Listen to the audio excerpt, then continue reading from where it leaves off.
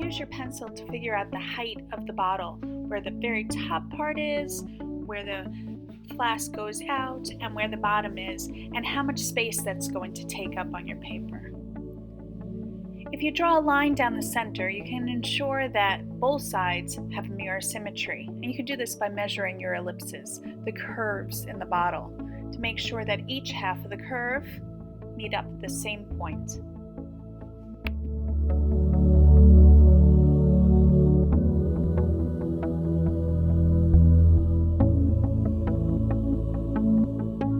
You can use your pencil to measure to make sure that the bottle is the same size on both sides of your center line.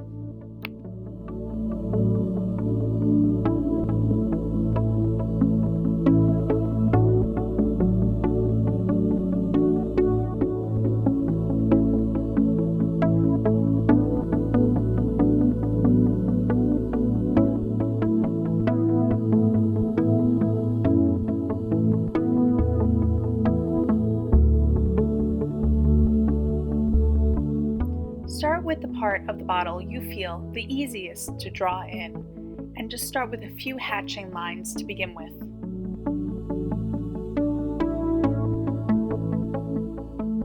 At this point, you may want to go in and add a few more lines with pencil to show where the shadows and the highlights are on the bottle.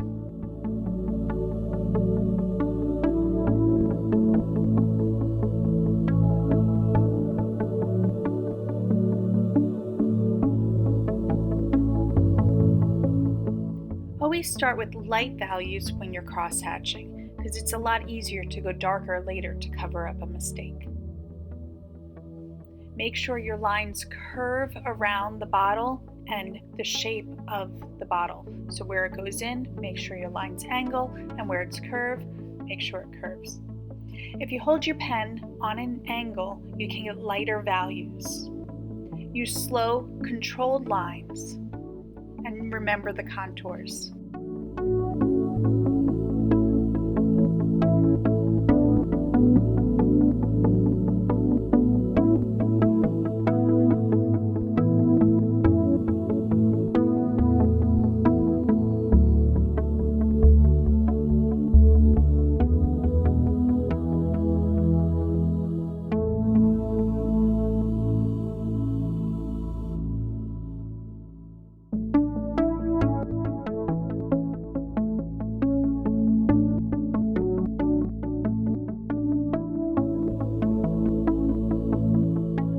Move around the drawing. Don't just work on one spot at one time.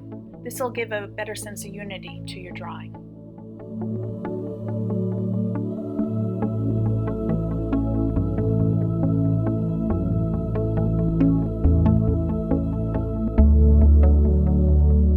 As you finish, you can start adding some darker values and fill in the rest of the values in the background. And there you go. You're finished.